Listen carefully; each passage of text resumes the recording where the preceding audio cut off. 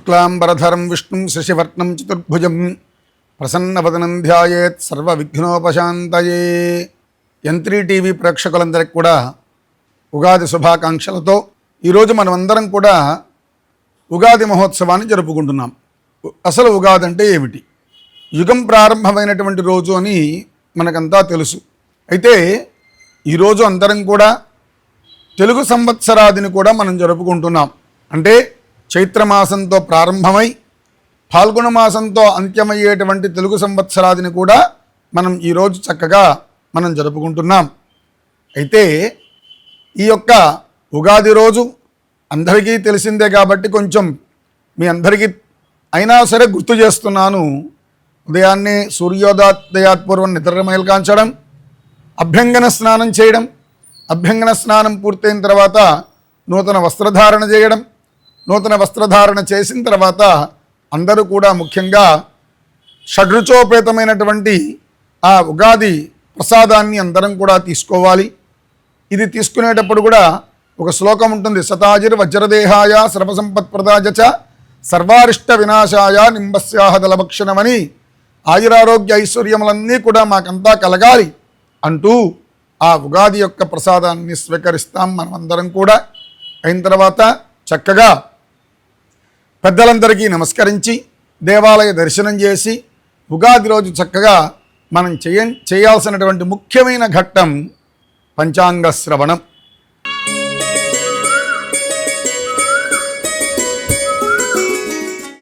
పంచాంగం అంటే ఏమిటి? తిథేశ్చ శ్రియమాప్నోతి వారాదాయుష్యవర్ధనం, నక్షత్రాత్ హరతే పాపం, యోగాత్ రోగ నివారణం, కరణాత్ కార్యసిద్ధిశ్చ పంచాంగ ఫలముత్తమం అని తిథి, వార, నక్షత్ర, యోగ, కరణం ఈ ఐదింటినీ కలిపి పంచాంగములు అంటారు. తిథి అనేటువంటిది పాడ్యమి, విధియా, తదియా ఇట్లా తిథులు ఉన్నాయి మనకంతా కూడా. ఈరోజు ఏమి తిథి అని తెలుసుకొని ఆ తిథి దేవతని కానీ ఆరాధిస్తే శ్రియమాప్నోతి శ్రేయస్సు కలుగుతుంది. అంతేనా?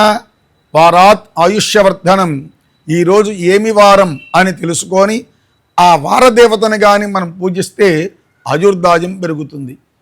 నక్షత్రాత్ హరతే పాపం, ఈరోజు ఏ నక్షత్రమో తెలుసుకొని ఒక్కో నక్షత్రానికి ఒక్కొక్క అధిదేవత ఉంటారు. ఆ దేవతని కానీ అర్చిస్తే పాపములన్నీ పోతాయి అని పెద్దలు చెప్పారు.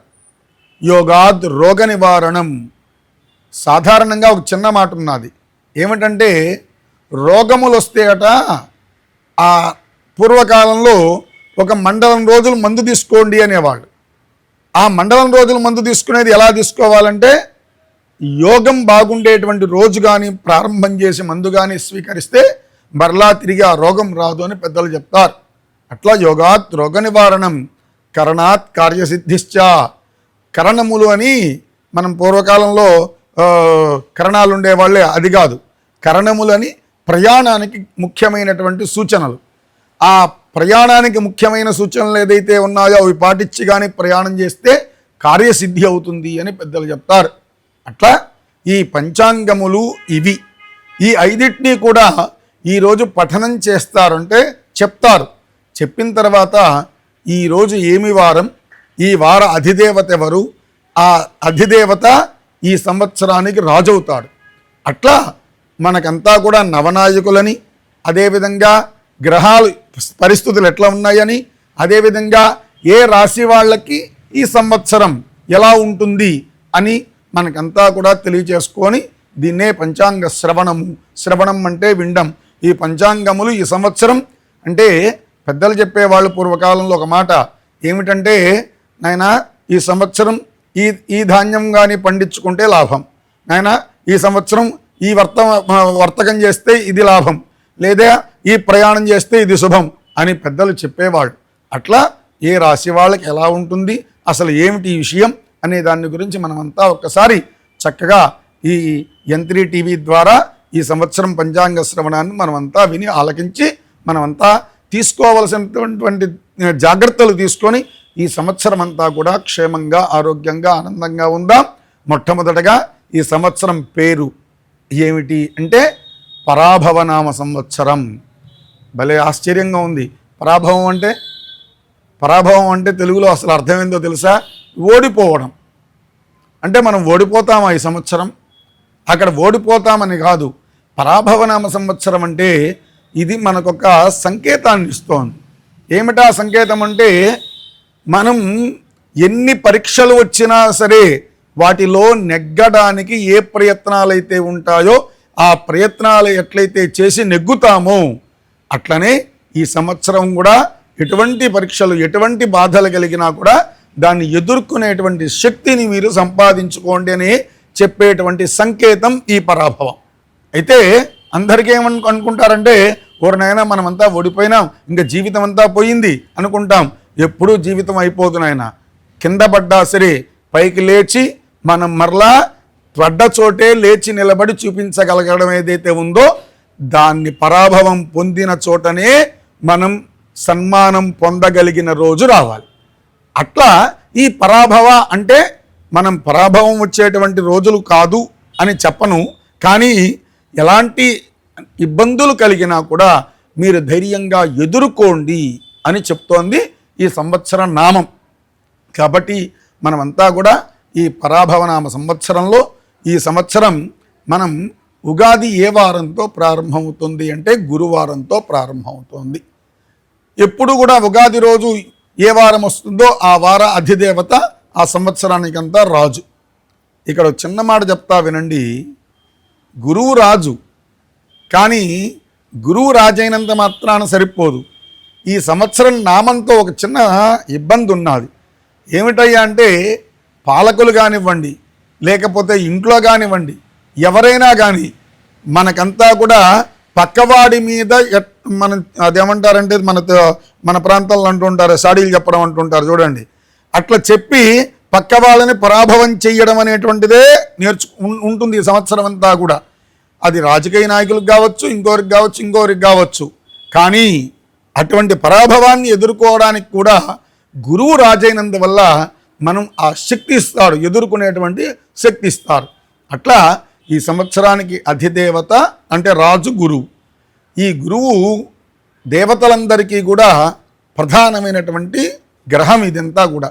ఈ యొక్క గురువు వల్ల మనకేం వస్తుందంటే, దేవేరుష్టే గురుస్త్రాత గురువృష్టే నకశ్చన అని దేవతలు ఏదైనా బాధ మన మీద కల్పించినా సరే గురువు కాపాడుతాడు. అట్లనే ఈ సంవత్సరం రాజు గురువైనందువల్ల మనమంతా కూడా చక్కగా పరిపాలన బాగానే ఉంటుంది. కానీ ఈ నామ సంవత్సర సంకేతం చేత అటు ఇటు కొంచెం జరుగుతూ ఉంటుంది. అట్లా ఈ సంవత్సరానికి ఈ గురువు అధిదేవత. అట్లనే మనం ఈ సంవత్సరంలో మనమంతా కూడా చాలా తెలుసుకోవాల్సినటువంటి విషయాలు ఏమిటంటే, ఈ సంవత్సరం ఏమైనా గ్రహణాలు ఉన్నాయా అండి అంటే ఉంటాయి. గ్రహణాలంటే ప్రతి సంవత్సరం ఉంటాయి, అనుమానం ఇలా. కానీ మనకి ఈ సంవత్సరం భారతదేశానికి కనిపించే గ్రహణం ఒక్కటి కూడా లేదు. కాబట్టి ఈ సంవత్సరం గ్రహణాలతో ఉండేటువంటి మనకు బాధ అస్సలు లేనే లేదు. కాబట్టి ఏ చింత అక్కర్లేదు. మనమంతా కూడా క్షేమంగా ఆరోగ్యంగా ఆనందంగా మనమంతా ఉండవచ్చు. తర్వాత ఇంకొకటి, ఈ సంవత్సరం కర్తరి అనేటువంటిది ఎప్పుడు వస్తుంది? మనకంతా అసలు కర్తరి దాని పేరు. మనందరూ తేలిక భాషలో కత్తెర నెల అంటుంటారు. దాని పేరు కత్తెర నెల కాదు, కర్తరి. ఆ కర్తరి నెలలో చేయకూడదు ఏమిటయ్యా అంటే, శిలాదారు కర్మాని వర్జయత్ అన్నారు. అంటే రాతి పని, కొయ్య పని, మట్టి పని చేయకూడదు అన్నారు. కానీ చాలామంది ఏమంటుంటారంటే, పెళ్ళిళ్ళు చేయకూడదు, గృహప్రవేశాలు చేయకూడదు, ఉపనయనాలు చేయకూడదు అంటుంటారు. కానీ అది తప్పు నాయన. ఒక్క శంకుస్థాపన మాత్రం చేయకూడదు, అదే కట్టుబడి పనులు మాత్రం చేయకూడదు కర్తరి పనులు దాంట్లో. అయితే కర్తరి ప్రతి సంవత్సరం ఒకే తేదీల్లో ఉంటుంది నాయన. అది మే 4వ తారీఖు నుంచి మే 28వ తారీఖు వరకు ఉంటుంది ప్రతి సంవత్సరం కూడా. అయితే మే 4ని డొల్లు కర్తరి అనేటువంటి, అంటే చిన్న కర్తరి అనేటువంటి దాంతో పిలుస్తారు. మే 11వ తారీఖు నుంచి కూడా ప్రధాన కర్తరి ప్రారంభమవుతుంది. ఈ నిజ కర్తరి అంటారు దాన్ని. ఆ కర్తరిని మనమంతా కూడా పాటించాలి, నిర్మాణం చేసేటువంటి వాళ్ళు. ఇక ఈ సంవత్సరం ఏ నదికి పుష్కరాలు వస్తున్నాయి? ఒక్కొక్క సంవత్సరం ఒక్కో నదికి మనం పుష్కరాలని మనమంతా జరుపుకుంటున్నాం. ఈ సంవత్సరం నది ఏ నదికి వస్తుందంటే యమునా నదికి పుష్కరాలు వస్తున్నాయి. ఈ సంవత్సరం పుష్కరం వచ్చేటువంటి తేదీ జూన్ 2వ తారీఖున ప్రారంభమై జూన్ 13వ తారీఖున పుష్కరాలు పూర్తి అవుతాయి. మీకంతా తెలిసిందే, యమునా నది మన బృందావనంలో ఉంది. అక్కడి నుంచి గంగా యమునా సరస్వతి నదులు సంగమించేటువంటి అలహాబాద్లో ఉంది. ఇట్లా ప్రతి చోట కూడా పుష్కర స్నానం చేయడం అనేటువంటిది మన హిందూ సాంప్రదాయం. కాబట్టి చక్కగా జూన్ 2వ తారీఖు మొదలుకొని జూన్ 13వ తారీఖు వరకు జరిగేటువంటి పుష్కరాలందరూ కూడా పాటించవలసిందిగా కోరుతున్నాం. ఈ సంవత్సరం ఒక అధిక మాసం ఉంది. ఏమిటా అధిక మాసం అంటే మనకు జ్యేష్ఠ మాసం ఈ సంవత్సరం అధిక మాసం వస్తోంది. కాబట్టి ఈ సంవత్సరంలో వచ్చేటువంటి అధిక జ్యేష్ఠంలో ముహూర్తాలు ఉండవు. ఈ ముహూర్తాలు సుమారుగా మే 15 నుంచి జూన్ 15 వరకు ఆ మధ్యలో సాధారణంగా ముహూర్తాలు ఎప్పుడూ ఉంటుంటాయి. కానీ ఈ సంవత్సరం ఆ ప్రాంతంలో మాత్రం ముహూర్తాలు మనకు ఉండవు. కాబట్టి ఒక అధిక మాసం వస్తుంది ఈ సంవత్సరం. అక్కడి నుంచి ఈ సంవత్సరం మూఢాలు ఏమన్నా ఉన్నాయా? సాధారణంగా మూఢం కదా, మౌఢ్యం, అసలు దాని పేరు మౌఢ్యం. మూఢాలు ఏమైనా ఉన్నాయా అంటే ఈ సంవత్సరం జూలై 15 ఆషాఢ శుద్ధ విద్యం ప్రారంభమై అదేవిధంగా ఆగస్టు 12వ తారీఖు ఆషాఢ బహుళ అమావాస్య వరకు కూడా గురుమూఢ్యం ఉన్నది. అయితే దీని గురించి పెద్ద చింతక్కర్ల. ఎందుకు ఆ చింతక్కర్లేదో తెలుసా? ఆషాఢ మాసంలో ఎట్లా ముహూర్తాలు ఉండవు కాబట్టి అయ్యో ఈసారి మూఢం వచ్చిందే, ముహూర్తాలు ఎట్లా అనే బాధక్కర్ల. అయితే తర్వాత వచ్చే ఒక్క 10 రోజులు మాత్రం ఒక్క మూఢం ఉన్నది. ఆ మూఢం ఏమంటే శుక్రమూఢమి. ఆ మూఢమి అది ఎప్పుడుయా అనంటే 19/10/2026 ఆశ్వయుజ శుద్ధ అష్టమి నుంచి 29/10/2026 అంటే ఖచ్చితంగా ఒక్క 10 రోజులు ఈ యొక్క శుక్రమౌఢ్యం ఉన్నది మనకంతా కూడా. ఈ శుక్రమౌఢ్యంలో మన ఆశ్వయుజ బహుళ అష్టమి, అది శుద్ధ అష్టమి అంటే మనకు సుమారుగా దసరాల్లో వచ్చేటువంటి మనకు దుర్గాష్టమితో ప్రారంభమై అదేవిధంగా బహుళ చవితి అంటే పౌర్ణమి వెళ్ళినటువంటి చవితి వరకు ఈ యొక్క మూఢం ఉంటుంది. ఆ సందర్భంలో ఎవరు కూడా శుభ కార్యక్రమాలు చేయకూడదు. ఇక ఈ సంవత్సరానికి గురువు రాజని చెప్పాను కదా. ఈ గురువు వల్ల ఏమిటయ్యా అంటే ప్రతి ఒక్కళ్ళు కూడా సత్కర్మ నిరుతులై ఉంటారు. సత్కర్మ నిరుతులు అంటే ప్రజల్లో భక్తి భావన పెరుగుతుంది. ఎందుకు పెరుగుతుందయ్యా అంటే గురువు రాజైనందు వల్ల కాదు. కొంత గురువు మనల్ని ధర్మ మార్గం పక్కన నడిపించేదానికి దానిదంటారే సామదాన భేద దండాలు అంటారే, దండోపాయాన్ని కూడా అంటే భయాన్ని కూడా మనకి ఇస్తాడు. ఆ భయం చేత ఏమవుతుందంటే భగవంతుడి మీద భక్తి కలుగుతూ ఉంటుందట కొంతమందికి. అంతేనండి. ఎందుకంటే మామూలుగా భక్తి రమ్మంటే కొంతమందికి రాదు. భయంతో కూడుకున్న భక్తి ఈ కాలంలో చాలామందికి అదేనండి ఉండేది, అనుమానం లేదు. కాబట్టి చక్కగా ఈ సంవత్సరం ప్రజలందరూ కూడా భక్తి తత్పరులై ఉంటారు. అదేవిధంగా న్యాయంగా ఉంటారంటే అర్థం ఏమిటయ్యా అంటే భయంతో న్యాయాన్ని ఆచరిస్తారు. అది కూడా అన్నీ కూడా భయంతోనే, అనుమానం ఇలా చక్కగా న్యాయతత్పరులై ఉంటారు. అదేవిధంగా సుభిక్షంగా ఉంటారు. క్షేమ ఆరోగ్యాలతో అందరూ కూడా ఉంటారు. అదేవిధంగా ఈ సంవత్సరం అంతా కూడా కొంత సస్యశ్యామలంగా ఉండేటువంటి అవకాశం ఉంటుంది అని చెప్తున్నారు. తర్వాత ఈ సంవత్సరం మంత్రివరయ్య ఒక్కటి గుర్తుపెట్టుకోండి, రాజు ఎవరైనది పక్కన పెట్టండి, కానీ మంత్రిదే ప్రధానం. ఎందుకు ప్రధానం తెలుసా మీకంతా? రాజు మంత్రి ఏం చెప్తే అది విని దాన్ని పరిపాలన ఎలా చేయాలనేటువంటి నిర్ణయాన్ని ఆయన చేస్తారు. కానీ సలహాలు సరైనవి ఇవ్వాల్సింది మంత్రే. కాబట్టి ఈ సంవత్సరం మంత్రి కుజుడు అంటే అంగారకుడు. అంగారకుడు అంటే మన యొక్క శరీరంలో రక్త ప్రసరణ సరిగ్గా లేకపోతే కుజుడికి జపం చేసుకుంటారా బాగుంటుంది అంటుంటారు. అట్లా కుజుడు చాలా ఉద్రేకమైనటువంటి గ్రహం. అటువంటి గ్రహం ఈ యొక్క మంత్రం ఇవ్వడం చేత ఈ సంవత్సరం కొంత కలహాలు ఏర్పడతాయి. అంతే కదా నాయన. ఉద్రేకం అంటే ఉంది బీపీ ఈ రోజుల్లో మనం వాడుకోవాల్సిన పదం. కాబట్టి ఈ యొక్క ప్రజల్లో కలహాలు ఏర్పడతాయి. కలహాలంటే ఇందాక చెప్పాను మీకంతా చాడీలు చెప్పుకోవడం అన్నానే, దానివల్ల కలహాలేగా ఇంకేముంటాయి. కాబట్టి కలహాలు చెప్పుకోవడం అనేటువంటిది కూడా మనకంతా కూడా ఈ సంవత్సరం జరుగుతూ ఉంటుంది. తర్వాత కొన్ని అగ్ని భయాలు ఉంటాయి, తర్వాత యుద్ధ భయాలు ఉంటాయి.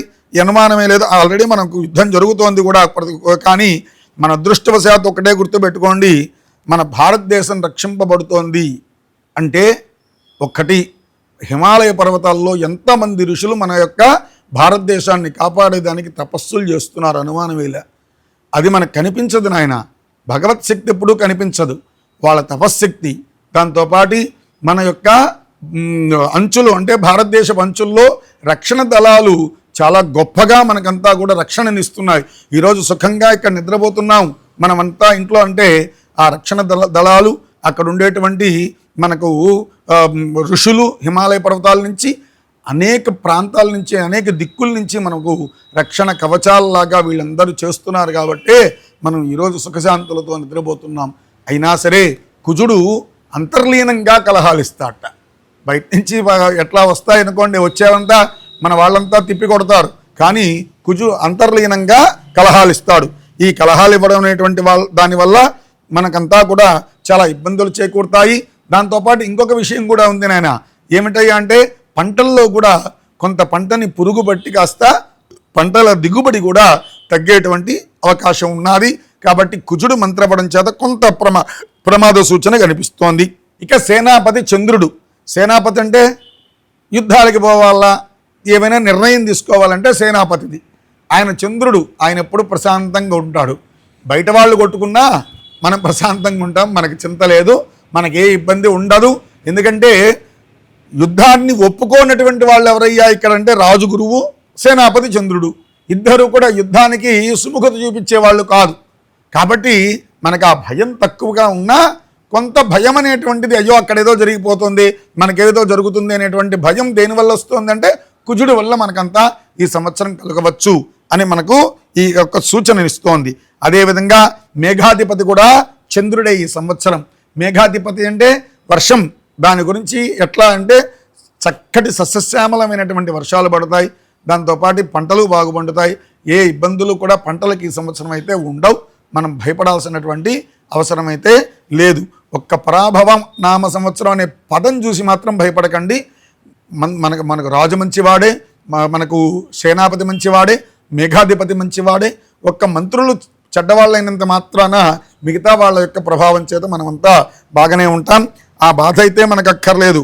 అదేవిధంగా సస్యాధిపతి, నీరసాధిపతి వీళ్ళంతా కూడా కొంతమంది శుభులుగా ఉన్నారు కాబట్టి చక్కటి పాడి పంటలు పండుతాయి, ధాన్యాలు బాగా ఈ సంవత్సరం బాగా పండుతాయి, దాంతోపాటు వ్యాపారాలు బాగా జరుగుతాయి. వ్యాపారం చేసుకునేటువంటి వాళ్ళందరూ కూడా చక్కగా హాయిగా వాళ్ళందరూ కూడా వ్యాపారాలు చేసుకోవచ్చు. ఇబ్బందులు అయితే ఈ సంవత్సరం భయపడాల్సినటువంటి ఇబ్బందులు అయితే లేవు. అయితే ఇక్కడ ఒక చిన్న విశేషం ఉన్నది. ఏమిటంటే ప్రతి సంవత్సరం కూడా పాలకుల్లో మొత్తం 21 మంది పాలకులు ఉన్నారు మనకంతా. రాజు, మంత్రి, సస్యాధిపతి, ఇట్లా నీరసాధిపతి, రసాధిపతి, మేఘాధిపతి, అర్ఘాధిపతి అని. అయితే ప్రతి సంవత్సరానికి చిన్న వ్యత్యాసం ఏంటంటే ప్రతి సంవత్సరం పాపగ్రహాలు ఎక్కువ ఉండేవి, ఈ సంవత్సరం శుభగ్రహాలు ఎక్కువ ఉన్నాయి. శుభగ్రహాల యొక్క ప్రభావం ఉండడం చేత మన పరిపాలనలో కూడా అంటే మనమంతా కూడా జీవితంలో కూడా మనకి ఈ సంవత్సరం ఎటువంటి పెద్ద భయపడాల్సినటువంటి ఇబ్బందికరమైనటువంటి రోజులైతే మనకు కనిపించట్లేదు. అట్లా ఈ సంవత్సరం మనమంతా కూడా ఎటువంటి భయము బాధ లేకుండా చక్కగా ఉండాలని, అటువంటిది మనకంతా కూడా పరమాత్ముడు ఇవ్వాలని కోరుకుంటూ, అన్నిటికంటే ముఖ్యంగా చాలామంది కోరుకుంటుంటారు అసలు ఉగాది రోజు ఇవన్నీ దశాధిపతి, రాజు, మంత్రి మాకెందుకయ్యా, మా రాశులు ఎట్టున్నాయి, అందరికి అదే కావాలి. ఎందుకంటే పక్కనోడు ఎట్టుపోయినా పర్వాలా, మనం ఎట్టున్నాం అనొక్కటే కావాలి. అది కూడా అవసరమే, ఎందుకంటే మనం బాగుంటే పక్కవాడిని కూడా బాగా చూసుకోవచ్చు అని చెప్తున్నా, చూసుకుంటున్నారని చెప్పట్ల. అర్థమైందా? కాబట్టి చక్కగా ఈ సంవత్సరం మన నక్షత్రాలకు ఎలా ఉంది అనేటువంటి ఒకసారి తెలుసుకుందాం. మొట్టమొదటగా కందాయ ఫలములు.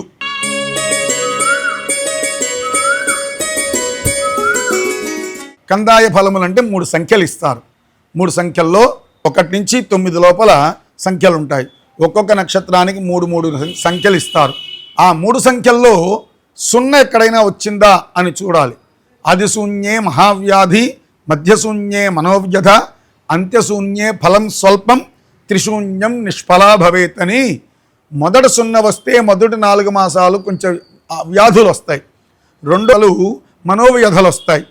ఆఖరిలో 0 వచ్చిందా అంత్యశూన్యే ఫలం స్వల్పం, ఏదో ఫలం వస్తూ ఉంటుంది.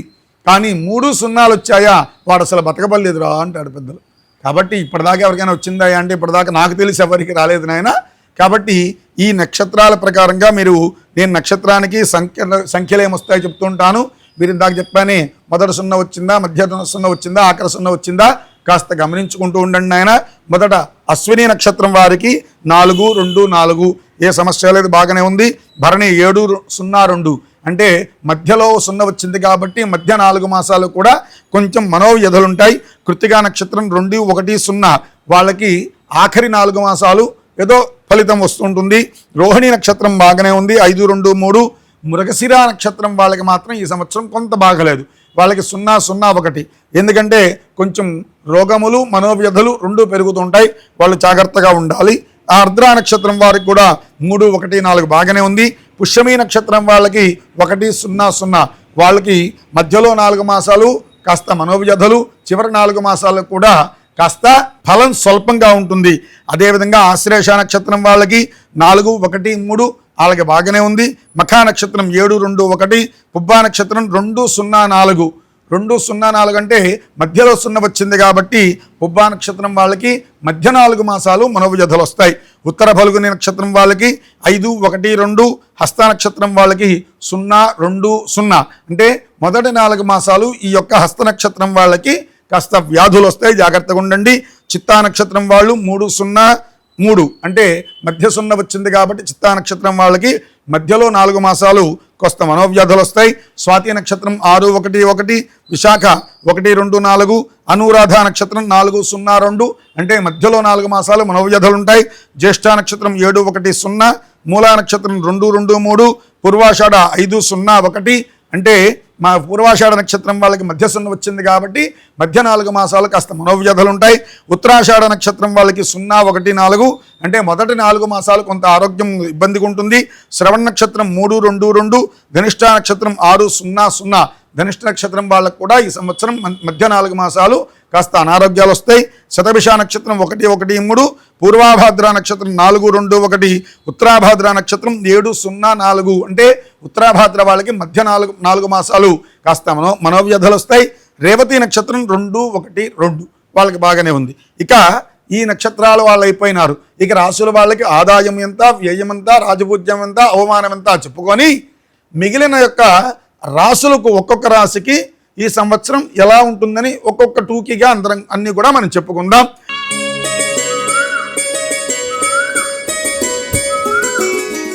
మొట్టమొదటిగా మేషరాశి వాళ్ళకి ఈ సంవత్సరం 11 ఆదాయం.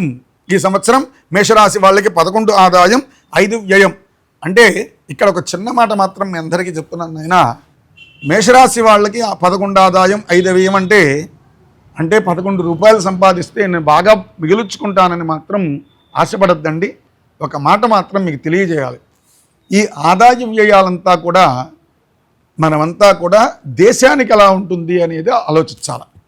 ఈ సంవత్సరం దేశానికి ఎలా ఉంటుంది, అంతేగాని నాకెలా ఉంటుంది అనేటువంటి మాత్రం కాదు నాయన. ఈ ఒక్కటి, ఎందుకంటే మేషరాశి వాళ్ళు ఇంత సంపాదించారు కాబట్టి అంటే వీళ్ళకి అప్పులు ఉండవని నేను చెప్పను, అనుమానంలా.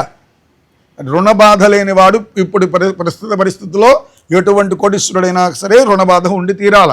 అయితే ఇలా ఉండడం చేత ఏమంటాయి అంటే సంపాదించుకునేటువంటి ఆలోచన మార్గం పెరుగుతుంది. ఇది గమనించాలి తప్పితే నాకు ఇంత ఆదాయం వచ్చేస్తుందని మాత్రం దయచేసి ఎక్కువగా గొప్పలకు పోకండి. ముందుగానే మీకు హెచ్చరిక అనుకోండి మీ అందరూ కూడా దయచేసి.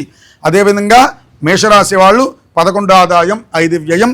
అదేవిధంగా 2 రాజపూజ్యం 4 అవమానం. ఎందుకయ్యా అంటే వాళ్ళకి ఏలనాడు శని ఉంటుంది కాబట్టి కాస్త జాగ్రత్తగా ఉండాలి. అదేవిధంగా వృషభ రాశి వాళ్ళకి 5 ఆదాయం 14 వ్యయం. అదేవిధంగా 5 రాజపూజ్యం 4 అవమానం. మిథున రాశి వాళ్ళకి 8 ఆదాయం 11 వ్యయం.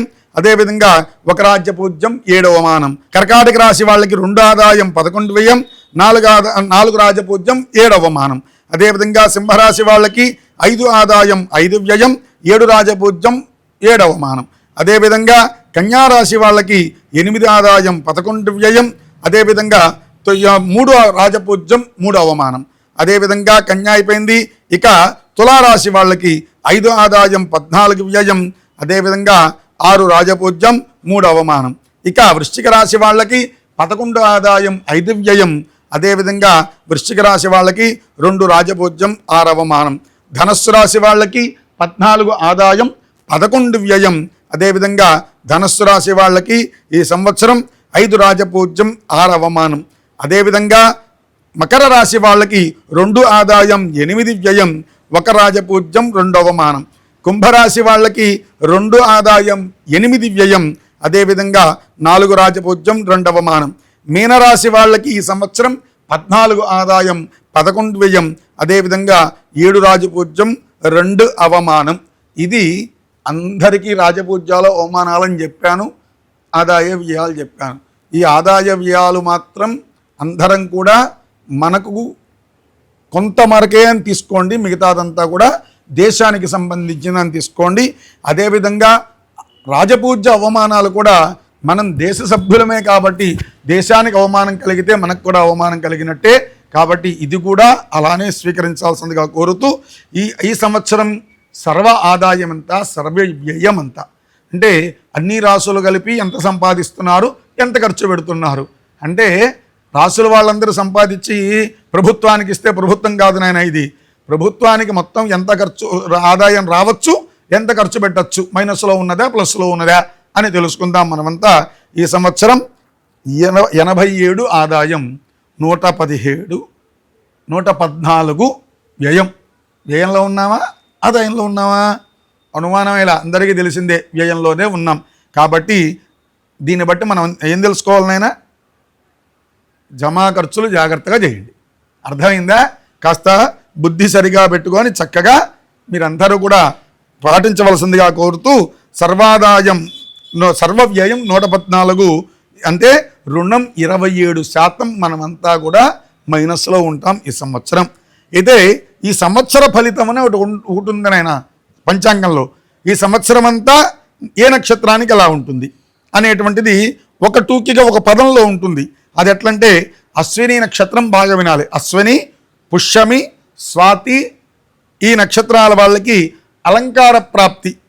అశ్విని, పుష్యమి, స్వాతి అలంకార ప్రాప్తి అంటే వాళ్ళకి శరీరం మీద స్వాభిమానం ఏర్పడుతుంది. తర్వాత భరణి, ఆశ్లేష, విశాఖ, శ్రవణం వీళ్ళకి ఈ సంవత్సరం కాస్త రోగ భయం ఏర్పడుతుంది. ఈ సంవత్సర ఫలితం నాయన ఇదంతా. తర్వాత కృత్తిక, మఖ, అనురాధ, ధనిష్ట వాళ్ళకి ఆయుష్ పెరుగుతుంది ఈ సంవత్సరం. దాని తర్వాత రోహిణి, పుబ్బ, జ్యేష్ఠ, శతభిషం ఈ నక్షత్రం వాళ్ళకి అర్ధలాభం. అర్ధలాభం అంటే అర్థం అంటే ధనము, కాబట్టి లాభం చేకూరుతుంది. ఇక మృగశిర, ఉత్తర, మూల, పూర్వాభాద్ర ఈ నక్షత్రం వాళ్ళకి ఈ సంవత్సరం కాస్త మనస్తాపం కలుగుతుంది. ఆ తర్వాత ఆర్ద్ర, హస్త, పూర్వాషాఢ, ఉత్తరాభాద్ర వీళ్ళకి గౌరవప్రదాలు చేకూరుతాయి, గౌరవం చేకూరుతుంది. తర్వాత చివరిగా పునర్వసు, చిత్త, ఉత్తరాషాఢ, రేవతి వీళ్ళకి ఆయుష్ పెరుగుతుంది. ఇది ఈ సంవత్సర ఫలితం అనేటువంటి పేరుతో పిలుస్తారు. అయితే ఈ సంవత్సరం ఏ రాశికి ఎలా ఉంది అనేటువంటిది ఒక్క 5 నిమిషాల్లో మనమంతా చెప్పుకొని ఈ సంవత్సర ఈ దేవతని మనమంతా ప్రార్థన చేసుకుందాం.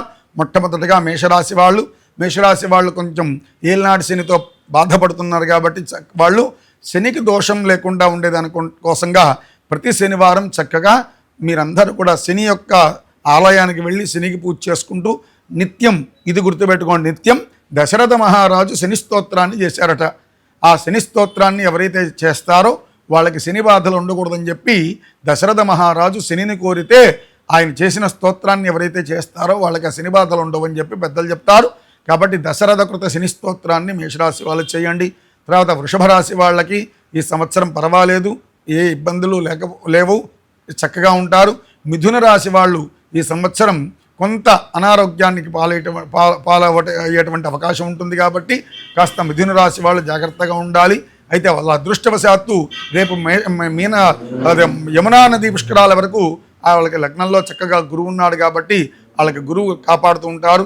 దాని తర్వాత కర్కాటక రాశి వాళ్ళకి ఈ సంవత్సరం ఎలా ఉందయ్యా అంటే వాళ్ళు కొంచెం మనోవ్యధల్ని అవకాశం ఉంటుంది. పుష్కరాలు అయిపోయేంత వరకు కూడా దగ్గరయ్యేంత వరకు కూడా వాళ్ళకి గురువు వ్యయంలో ఉంటారు.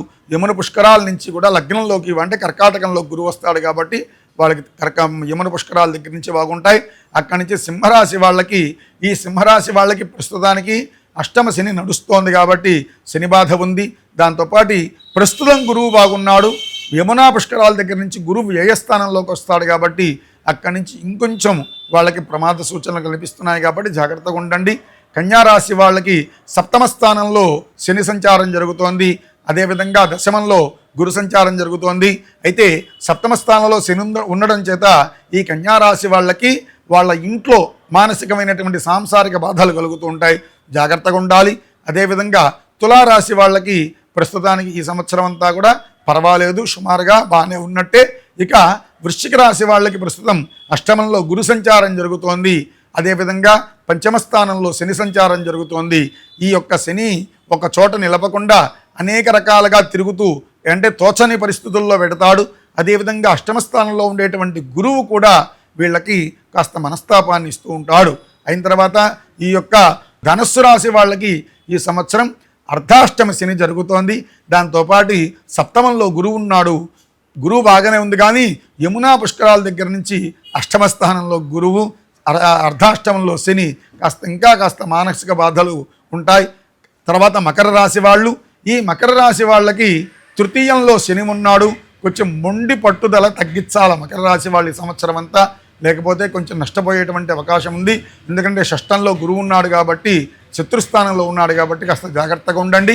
తర్వాత కుంభరాశి వాళ్ళకి, మీనరాశి వాళ్ళకి ఇద్దరికీ కూడా అష్టమ శని ఏలినాడు శని జరుగుతోంది కాబట్టి వాళ్ళు దయచేసి ఈ ఏలినాడు శనికి సరైనటువంటి దశరథ కృత శని స్తోత్రాలు పారాయణం చేసుకుంటూ, శనికి పూజలు చేసుకుంటూ వాళ్ళు ఆయురారోగ్య ఐశ్వర్యాలతో హాయిగా ఉండాలని కోరుకుంటూ, ఈ సంవత్సరం మనమంతా కూడా పరాభవనామ సంవత్సరంలో ఈ ఉగాది రోజు ఈ పంచాంగ శ్రవణాన్ని మనమంతా విన్నాం కాబట్టి, ఈ కలియుగానికి ప్రత్యక్ష దైవం ఎవరయ్యా అంటే కలవు వెంకటనాయక, ఆ వెంకటాచలాధీశుడు ఈ సంవత్సరం నామం ఎలా ఉన్నా, ఈ సంవత్సరం గ్రహాలు ఎలా ఉన్నా, ఈ సంవత్సరం రాసులు ఎలా ఉన్నా, ఈ సంవత్సరం నక్షత్రాలు ఎలా ఉన్నా కూడా మనమందరినీ కూడా ఆయన కంటి రెప్పల వల్లే ఆయన చక్కగా చూసుకుంటూ మనకందరికీ కూడా యోగక్షేమాలను ఇవ్వాలని ఆ వెంకటాచలాధీశుడైనటువంటి శ్రీ వెంకటేశ్వర స్వామిని కోరుకుంటూ మరొక్కసారి N3 టీవీ ప్రేక్షకులందరికీ కూడా ఉగాది శుభాకాంక్షలు తెలియజేసుకుంటున్నాను.